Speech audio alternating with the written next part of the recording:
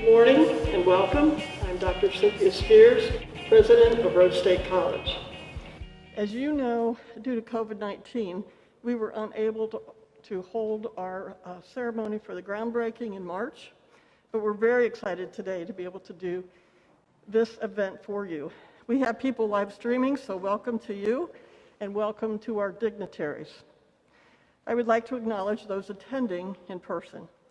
Senator Matt Huffman, Chancellor Randy Gardner, Ms. Jane Kreitz, Chair of the Board of Trustees, Dr. Wilfred Ellis, former Chair of the Board of Trustees, Mr. Matt Jennings, Chair of the Rhodes State College Foundation, and Angela Heaton, Dean of Health Sciences and Public Services.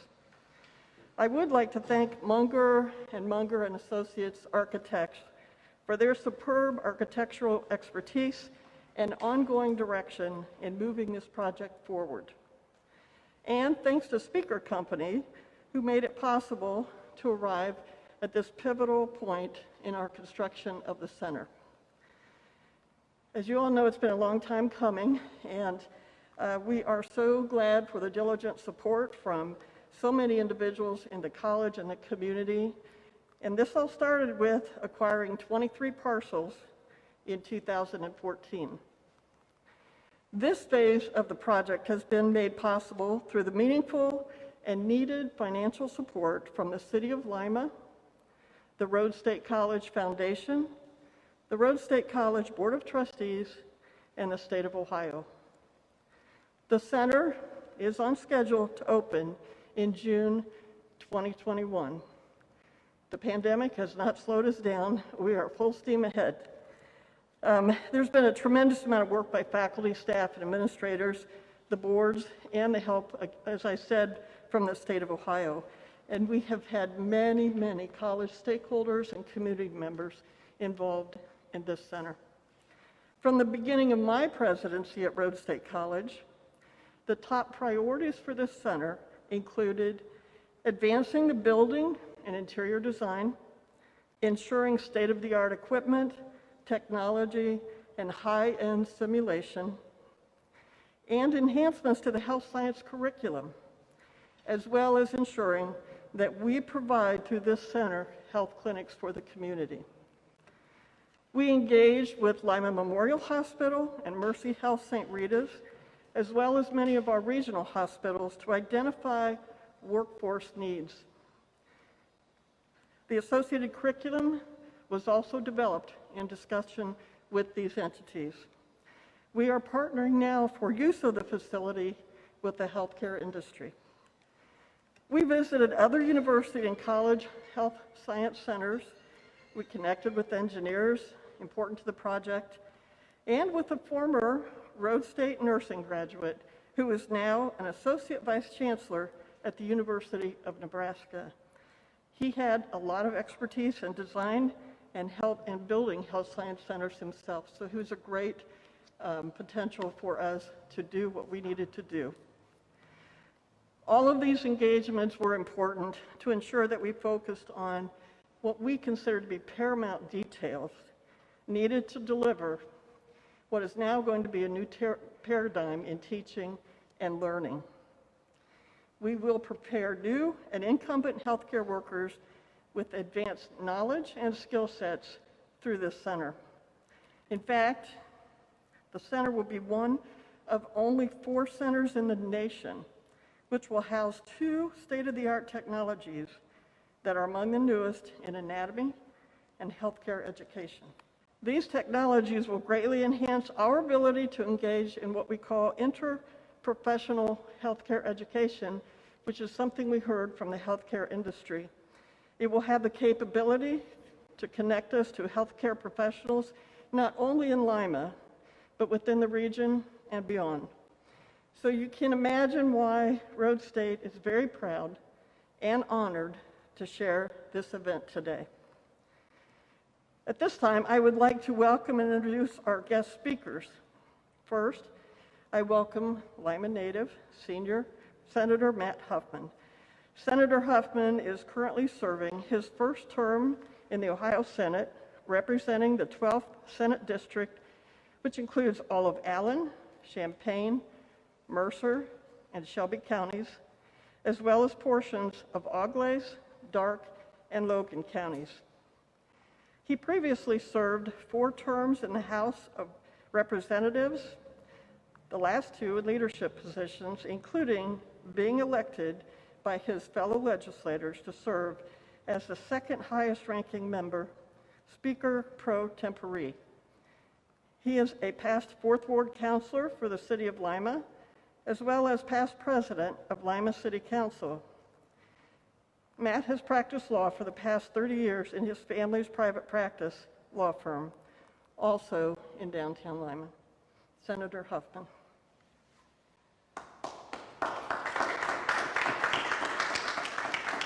Can always count on a past colleague to begin the applause. So when you get introduced to Randy, I'll yeah. Well, first of all, thank you very much, Madam President, for including me as part of this. If someone decided to look at someone and say, well, we'd like you to take this job, and they're in the middle of a giant building project, and there'll be a pandemic, and you also have to run the college, that's a heck of an assignment. And your leadership, steady hand at the tiller, has obviously been important for moving this thing forward. So congratulations to you, and I know Dr. Ellis and some of the other board members are here, longtime board members. In the case of Dr. Ellis, I know it's great to have that kind of support, and to have the Chancellor of Higher Education for the state of Ohio for, he could probably tell you right down to the numbers because he's such a numbers guy, but I think 23, there's probably 40 or 45 state institutions. I'm getting it all wrong, but Randy will probably clear it up when he gets up here. Randy, longtime member of the legislature, and when he left, really probably nobody more qualified to be the Chancellor of Higher Education, but it was the Senate's loss. And however, it did let me move up to majority leader when Randy left. So, but really great that the Chancellor took the time with all of his other responsibilities to be here today. When some folks came to me in probably about 2012 with the concept of the building project at Rhodes State, it really, began to dawn on me that, the importance of this institution for Allen County, but really West Central Ohio, and what potential it could have for these kinds of things. Now, I do have to admit my prejudice for the city of Lima and for the core of the city of Lima. We worked. I was just a pup back in the early '80s, but so I didn't really get to. I'm not a person responsible for this great civic center, but a lot of projects that I've worked on, 15 years in city council, including some of the hospital expansions, the location of Lima Senior, and it has been a focus of mine. There's no question about it. So the fact that the board and others, the president at that time, chose this location is very significant to me personally, and I know significant to longtime residents of the city of Lima like myself. I don't, the significance of this, perhaps is you can look at the photographs or the renderings here, and you can look at the building, and those are physical manifestations.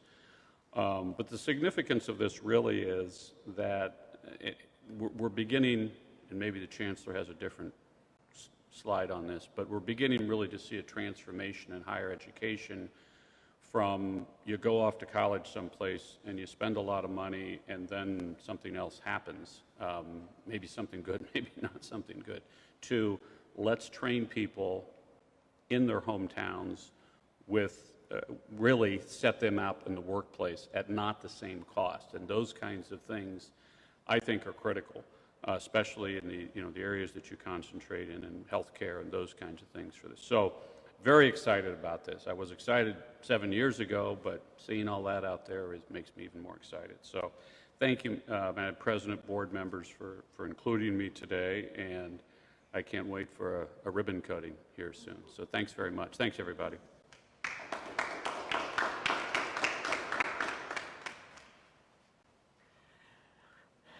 Thank you, Senator.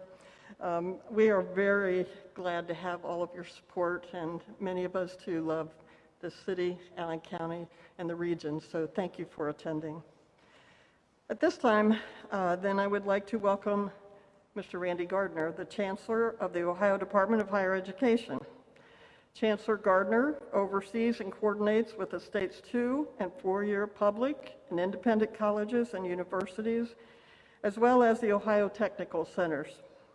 He provides policy guidance, and by the way, thank you for changing some of those recently to support what we need to do. But he provides this guidance to the governor and the Ohio General Assembly and carries out state higher education policy. Chancellor Gardner previously served 13 years in the Ohio Senate and had been Senate Majority Leader for this latest term. He also served as a member of the Ohio House of Representatives from 1985 to 2000, and again from 2008 through 2012. Gardner has been recognized as the General Assembly's foremost policy leader in higher education, and we are very pleased to have him here today. Chancellor Gardner.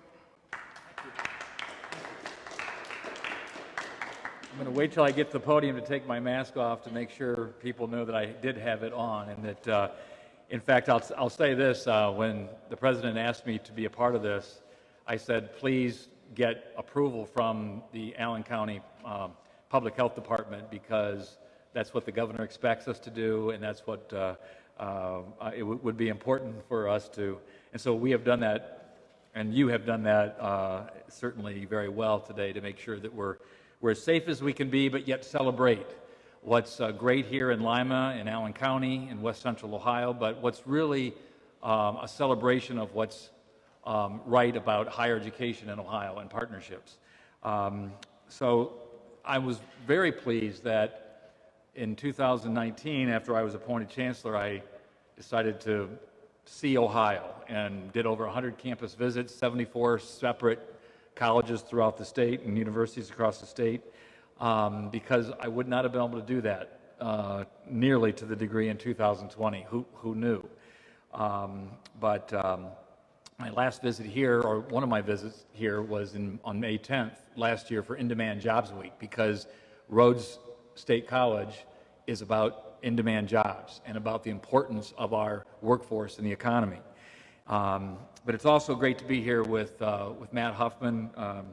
We enjoy being on the same program so we can tell stories about each other. I won't tell many stories except to know that if not for Speaker Pro Tem Huffman or Majority Leader Huffman in the House and now in the Senate, we wouldn't be where we are today.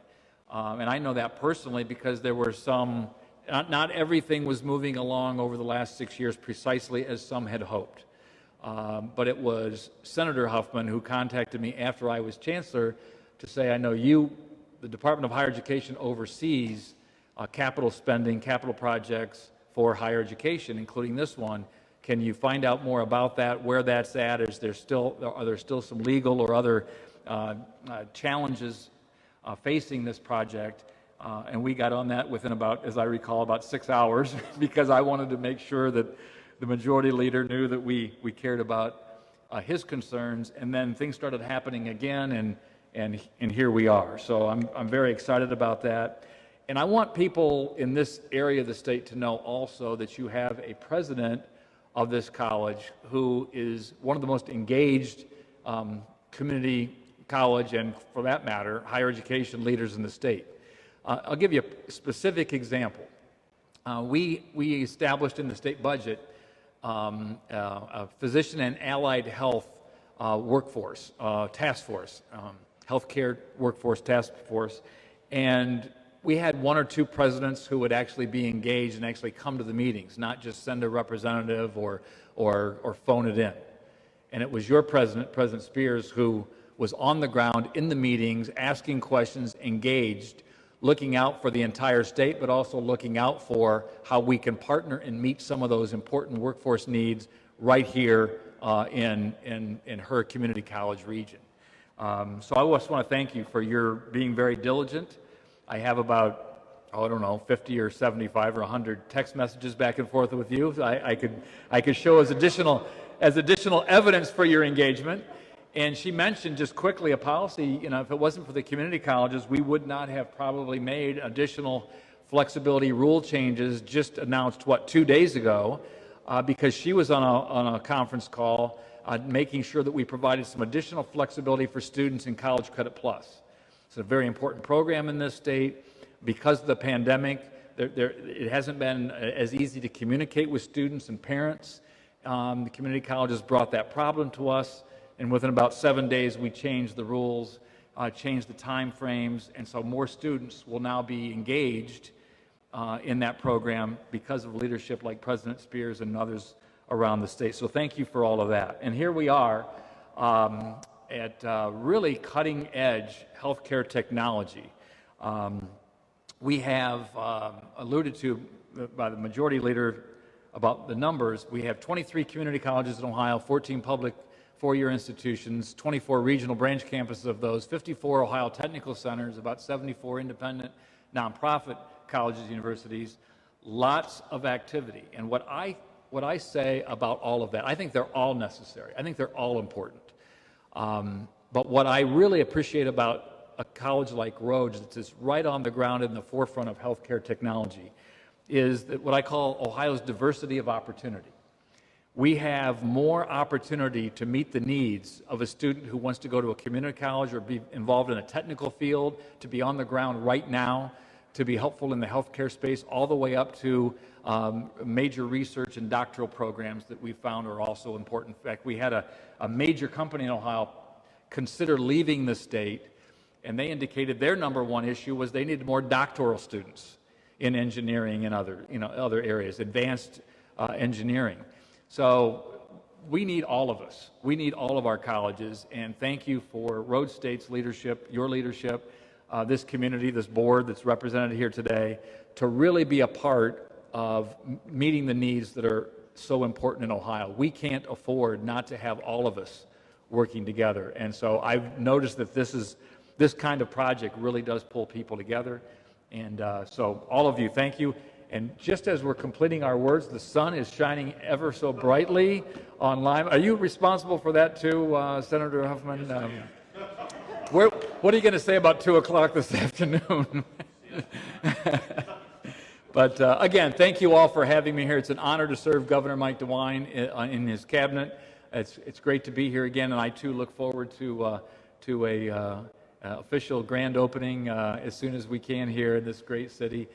Thank you all very much, and congratulations. Thanks.